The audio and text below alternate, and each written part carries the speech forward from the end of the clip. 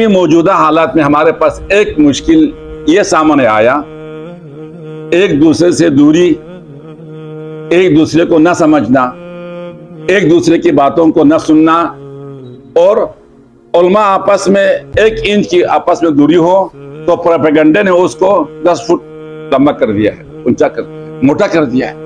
मसलक में दूसरा मुश्किल इसके बाद, हमारे मसलक की बुनियाद, हमारे मसलक की बेस बाकियों की निस्बत हमारे रूहानियत पर कायम है।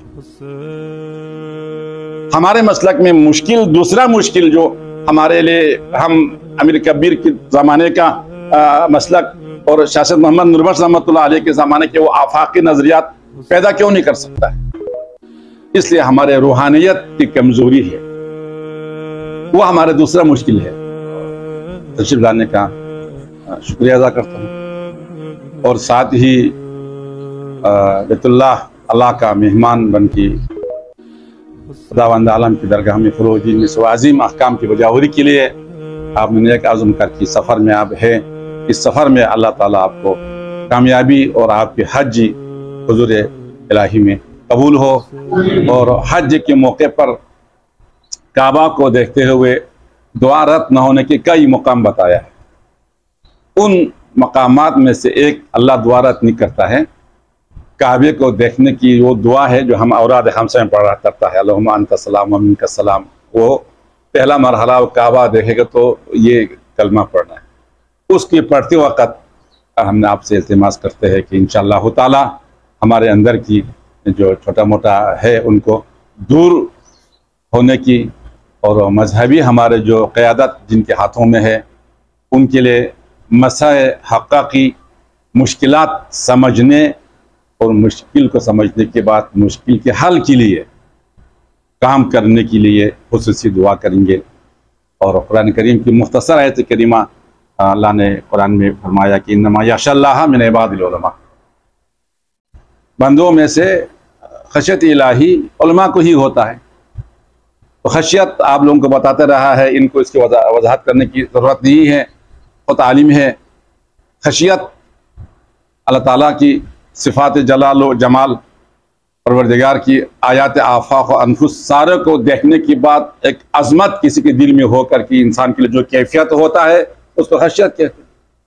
जैसे कि आप हमारे सामने, आप सारे तालिब इल्म खुल कर बोलने की जरूरत नहीं होता, तो क्योंकि उस्ताद की खशियत की वजह से होता है। जो बच्चा माँ बाप के लिए दिल से एहतराम देता है तो वो बच्चा माँ बाप के सामने जुरात से बोल नहीं पाता है, क्योंकि माँ बाप की अजमत उसको मालूम होता है। उस अजमत के सामने वो खाशिया रहता है, उसको कहते हैं खशियत। तो खशियत जो अल्लाह ताला की उलमा को हासिल है, उनमें से इंशाअल्लाह ताला अभी आप बाज़ तालिब इल्म है जो मौजूदा मदरसे में 40 से 42 तालिब इल्म है, और आप तक जो मजमूई तौर से करेगा तो 300 के करीब मदरसे से बिहम्दिल्लाह तालिब इल्म जा चुके हैं। और हर एक अपने जगह पे एक छोटा सा बच्चों के लिए नूरबख्श दुनिया की इब्तिदाई तालीम के लिए मकातिब शुरू किए हुए पढ़ रहे हैं। उन सब में आप में खशियत होगा। उलमा में ये कुरान ने कहा उलमा को ही, तो ये खशियत हमें इसलिए अल्लाह ने उलमा के साथ ख़ास किया। उलमा दीन की में जो जो मुश्किलात है उसको उलमा जानते हैं। हमारे लिए परेशानी का मसला और माहौल हमने अभी तक मवाजह ही मुश्किल नहीं किया। हमारे उलमा ने हमारे दीन की जिस वक़्त जो सरबराहान है उन्होंने हमारे लिए, हमारे मसलक की तरक्की के लिए क्या क्या चीज़ें मुश्किल है, इसको अलमंतिक वाले ने, आपने सारों ने पढ़ लिया। कोई भी किसी चीज़ की में कामयाबी आपको उस वक़्त होगा आप अपने मुश्किल से मुवाजह हो जाए। ये मेरे लिए मुश्किल है, अब मुश्किल के इल्म हो जाएगा तो उस मुश्किल को तोड़ने के लिए राह हल निकालेगा। तो अभी मौजूदा हालात में हमारे पास एक मुश्किल ये सामने आया, एक दूसरे से दूरी, एक दूसरे को न समझना, एक दूसरे की बातों को न सुनना, और उलमा आपस में 1 इंच की आपस में दूरी हो तो प्रोपेगेंडा ने उसको 10 फुट लंबा कर दिया है, ऊंचा कर दिया है, मोटा कर दिया है। तो हमारे मौजूदा माहौल में ये अवाम भी इस वक्त इसको एहसास कर रहा है कि ये इफ़हाम व तफ़हीम न होने की वजह से है। उसको उलमा बेहतरीन अंदाज से समझ सकते हैं। मोहतरम सैयद नवाज साहब ने यकीनन वजूद में, क्योंकि मराहिल गुजरे हैं, कुछ मराहिल इन पर अभी जो कैद में रहने का किसी पे नहीं गुजरा, इन पे गुजरे, तो वहाँ जाके जो तालीम हमें मिलता है वो आज़ाद माहौल में नहीं मिलेगा। तो हमारे लिए इस वक्त मुश्किल जो है हमारे आपस में, हमारे पाक मसलक की तरक्की के लिए, अब यादी के लिए यह है, नंबर एक ये हुआ कि उलमा के आपस में दूरी की वजह से ये मुश्किल है। इसके लिए मैं एहसास साहब ने बताया और आप सारे बताएंगे, इन्होंने भी बताया, हर कस और नाकस के सामने रखेगा हम आपस में इतना दूर होने की वजह क्या है। हमारे आपस में राबिते की कमी की वजह से है, एक दूसरे से मिलजुल कर न रहना। ये मुश्किल सामने आ गया, ये मुश्किल है। वाह उधर केरे से उधर बैठ करके शेख के लिए कुछ कहता है, शेख यहाँ बैठ के इनके लिए कुछ कहता है। अभी एक नशिश भी नहीं हुआ हमारे सुलह बलगार में, नशिश नहीं हुआ। बाद हाँ कमरिंग आया, हाँ कमरिंग धर्मोला आ गया, दस्तखत कर दिया, 7 नुकात पर हम इत्तिफाक हो गए। और फिर इनसे मेरी बाफकर मरहूम के घर में एक दफ़ा मुलाकात हुए, शिगर से उस सर्दियों में तशरीफ़ लाए थे। वहाँ पर मुख्तसर से गुफ्तगू हुए कि फतवे के हवाले से था।